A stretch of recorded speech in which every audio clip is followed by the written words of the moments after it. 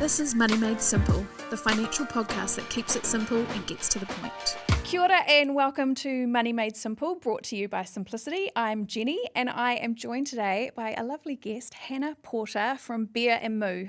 Hello, how are you? Hi, great to have you. Thank you for joining us. You are the founder and are you CEO or managing director or just Both, either. Boss lady Yeah.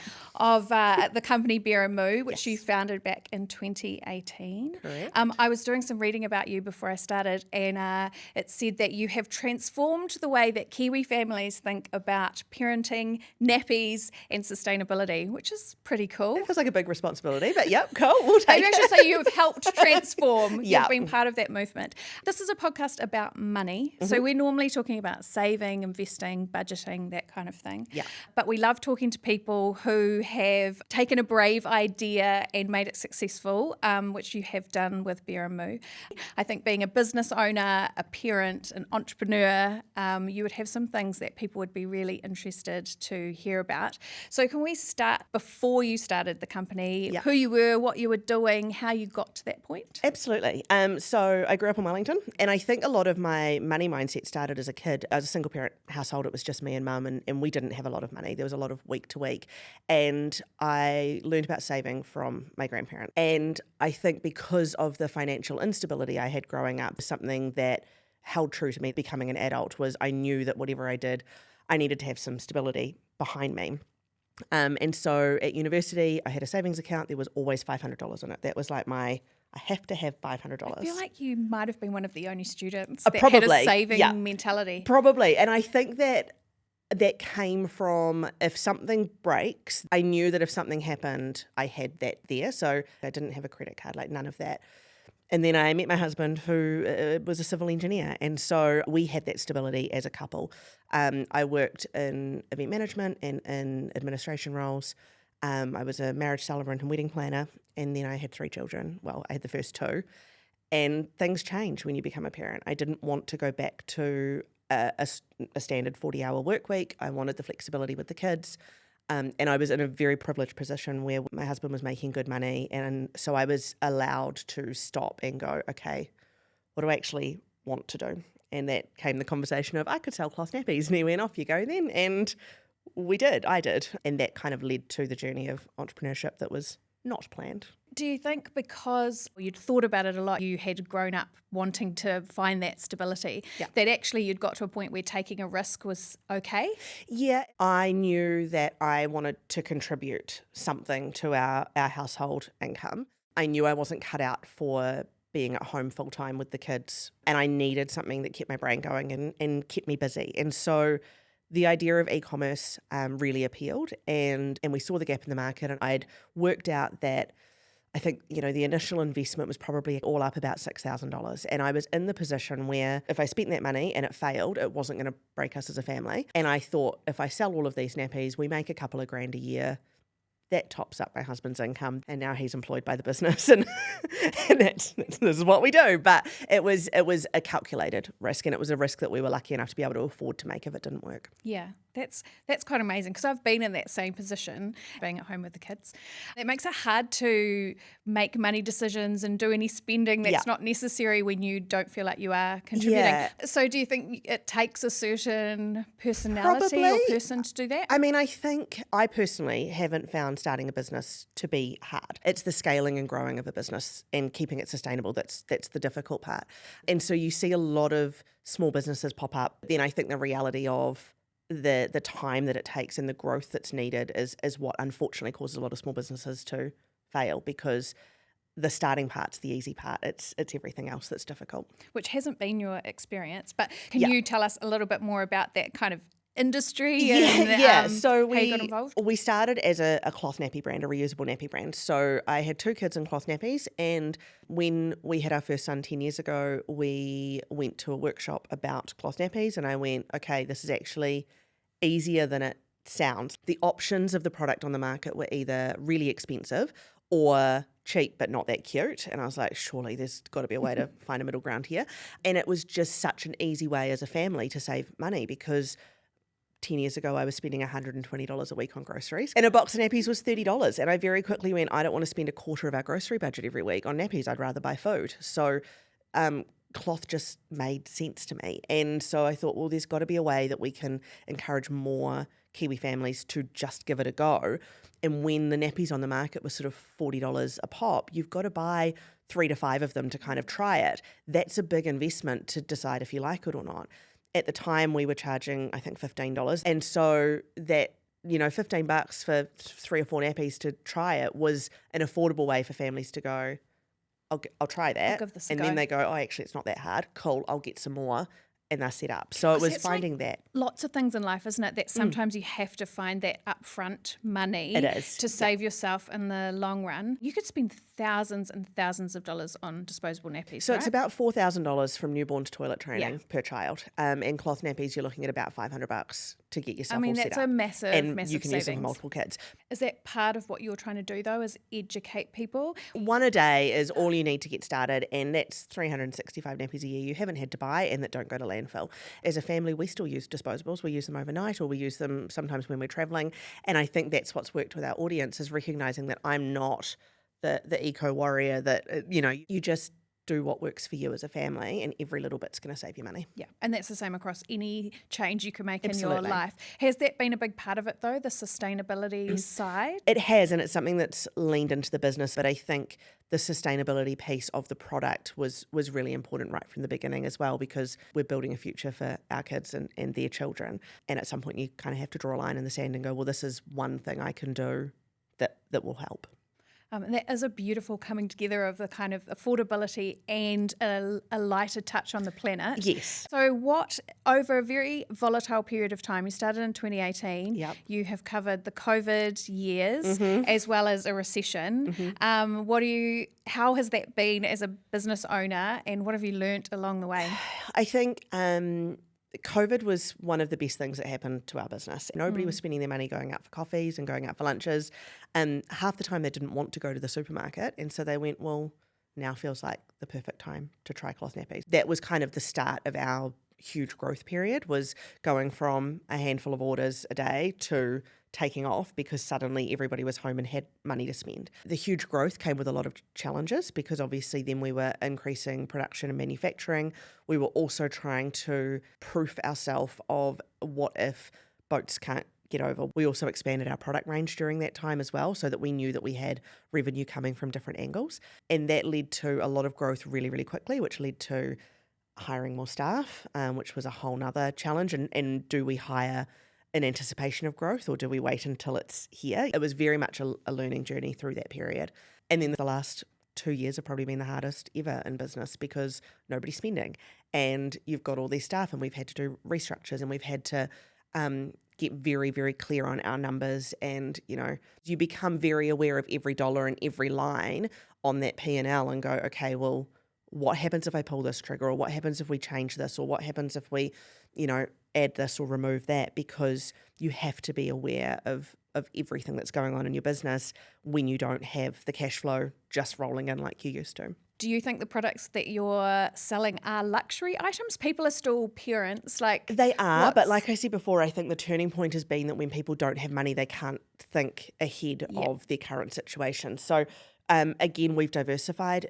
We've got a swimwear range now. We've got a silicone toy range. We've got a kids' clothing range. So we've diversified the product range, which has helped survive the last couple of years. And I think we do see the tide turn when we have those in-person conversations like at Baby Expos, when we talk to parents and when you break it down and they go, oh, actually, that sounds really easy. It gets them thinking about, okay, well, what if? And, maybe I will just get a few and see how I go. So I think that tide is turning, but with that comes a lot of education that needs to happen. Yeah, and is that why you've opened a retail store? So you've got a little bit more of that one-on-one? Yeah, I think there were a couple of reasons for that. We wanted the ability for people to just pop in and grab something when they need to. They say, oh, I've been reading this online, but I just don't quite understand. And we've got the people how there. It works. Yeah. And I also think, again, that ties in with the cost of living, and that when you don't have the money, you're less likely to take the risk on something that you've seen online when you don't exactly know if it's quite right. Yeah. So I think it made sense for us to open the bricks and mortar store for people to come in and make those spending decisions wisely, because And your lovely husband can demonstrate how everything Exactly. works. He's great at and, it. Yeah. Absolutely. So you've got 3 kids. I do. So you are obviously managing money and a budget for both a household Yeah. and a business. What are some of the challenges of those 2 things? I find managing it at home a lot easier than at work. I've always been a budgeter, and so I think we're very 25 bank accounts probably. Like I am the person who, yep, I know, I've got a spreadsheet, and at the beginning of every year I work out, right, how many birthdays do we need to buy for over the year and what are we going to spend in Christmas? Great, divide that by 26. Every fortnight that goes into the present account. How much do we roughly spend on petrol? Great, every fortnight that goes into the petrol account. And so I've got an account for the house and presents and savings and petrol, groceries, bills. I can't even tell you. You're blowing my mind. We've got all of these accounts, and every fortnight the money comes in and it goes out into these accounts, and we have a set amount that's like you're spending money, and then we live on the credit card so that we earn points. But every time we spend the money, it comes out of one of those accounts and into the card account. And I've always been like that because that way I know that when the rates bill comes in, there's money in the house account ready to pay for it. And when the warrant's due, there's money in the car account ready to pay for it. So I'm that person. And right from flatting days, I was the mum of the flat. It's just a well-oiled machine. It's just a well-oiled machine. And so I think for the house that works, as the kids get older, it gets harder because pocket money conversations come into play, and they're like, but I want this. I'm like, well, cool. Do you have any money for it? Like, otherwise, let me take a photo of you holding it in the shop and we'll remember that when it's your birthday. And so I think we've been frugal-ish, but we're also in the luxurious position of being able to choose quality over quantity. And that's very much a position of privilege to be able to do that. We take holidays and we spend the money on experiences over product as much as we can. The business is different. You know, we have a cash flow forecast. We've got a P&L, but the expenses are a lot more unpredictable because what you need to buy from suppliers depends on how many orders come in and what people buy, and suddenly this product's popular, so we have to buy more of it. There's a lot of expenses we're not in control of, and it fluctuates a lot. So the cash flow forecast is my saving grace. It lets me know, do I have enough to pay the bills? Do we need to change things up? And is that kind of a daily adjustment? Yeah, every single day I'm in that cash flow forecast at the moment. So there is a lot of juggle when things aren't rolling in cash. It's that constant being on top of it, which is stressful as all hell, but I'd rather know than not. I think knowing your numbers, if you bury your head in the sand, it's not actually going to make the problem go away. I'm definitely a bury my head in the sand kind of person. Do you think all of your mum of the flat skills and your running the household budget still helps you 100%. With your business finances? Yeah, 100%, because I think understanding money is something a lot of people don't have when they start a business. What they want to do is sell the fun product and do the social media side of things, and the numbers part is the boring part, and they'd rather outsource it. But I think even if you outsource it, you've got to have that understanding of what's going on, because you're the one driving your own ship when it's your business. You've got to be on top of that. Otherwise, and can it be learnt? Yeah. I think it's having good people in your corner and people that get you. I think for every aspect of business, you've got to work with your people, because they've got to understand who you are and what you're trying to achieve. And then I think if you're working with the right people, you'll learn and understand it through them. Yeah. Yeah. I wish I could bottle some of your enthusiasm for organisation. I do think I've always been somebody that likes a bit of structure and likes organisation. And I think starting a business has taught me to go with the flow a little bit more, because you have to, you know, if something's popular or something's trending, or you've got to jump on bandwagons a little bit more. But I think the organisation has been really key. Yeah. Okay, well, I'll see if I can learn something from you. When you're going back to, because I don't run a business. Yep. What are some of the key things that you are trying to teach your children so that they can also be successful humans? I think it's really hard in today's society. So my kids are 10, 9 and 4. And so the boys are 10 and 9. And that taught us a few things. So it took a while till we had the third. But I think when the kids get to this age and their friends have lots of things, or they're big on gaming and they game a lot, and they're like, can I buy a gift card for this game because I want to buy a new skin and I want to do, and I'm like, no, we are not. And it's exhausting because they ask 5 times a day and I have to say no 5 times a day.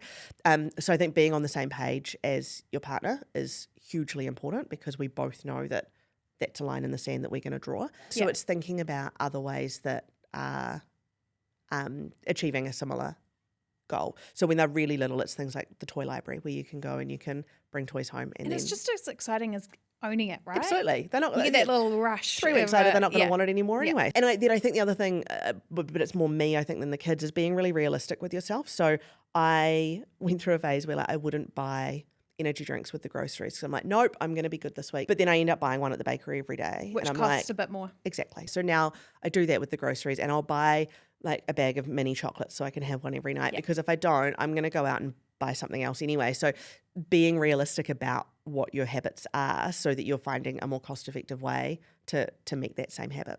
Yeah, because convenience costs a lot, right? It does. Organisation, I think, is important, and planning when you're thinking about ways to save money. So some of it is just some straight up rules. Yep. And it's okay to say no to your kids. Absolutely. Yeah. 100%. It's hard. Don't get me wrong, it's hard. Yeah, it is hard. So I grew up in a family, we had enough money, but we got jobs when we were very young. So from 13, Yeah, I me had too. a part-time job working all the way through. But I didn't really learn very much about budgeting, Yeah. saving. Investing was something I just thought I would never, ever, I didn't think that was relevant to Yeah. me at all. That's something I wish I had have learned about earlier, and something that we're trying to figure out the best way to teach the kids, because Yeah. we invest on their behalf at the moment. But it's at what point do we introduce them to it? Something I wish we had have done earlier.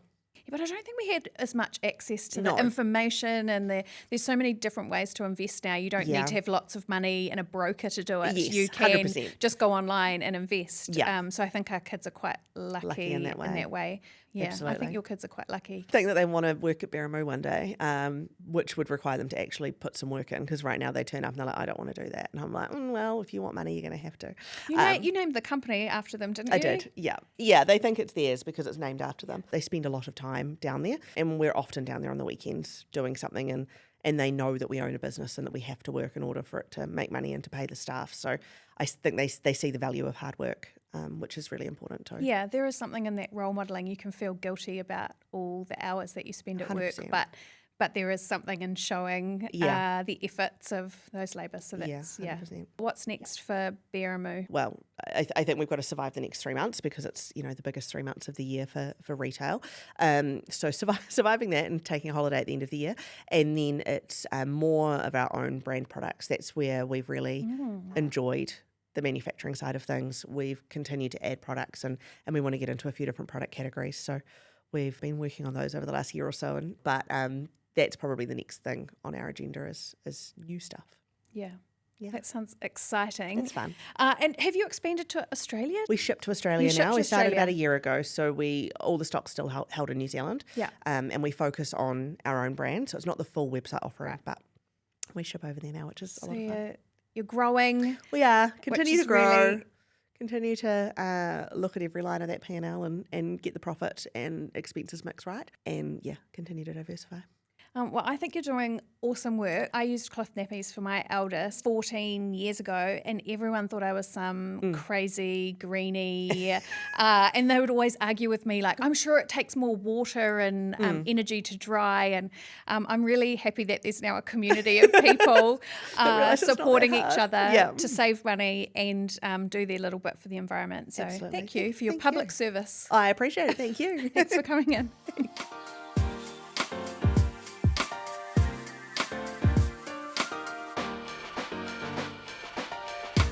This podcast contains personal opinions and is intended to provide educational information only. It doesn't relate to your particular financial situation or goals and is not financial advice or recommendations. Simplicity New Zealand Limited is the issuer of the Simplicity KiwiSaver scheme and investment funds. For product disclosure statements, please visit Simplicity's website simplicity.kiwi.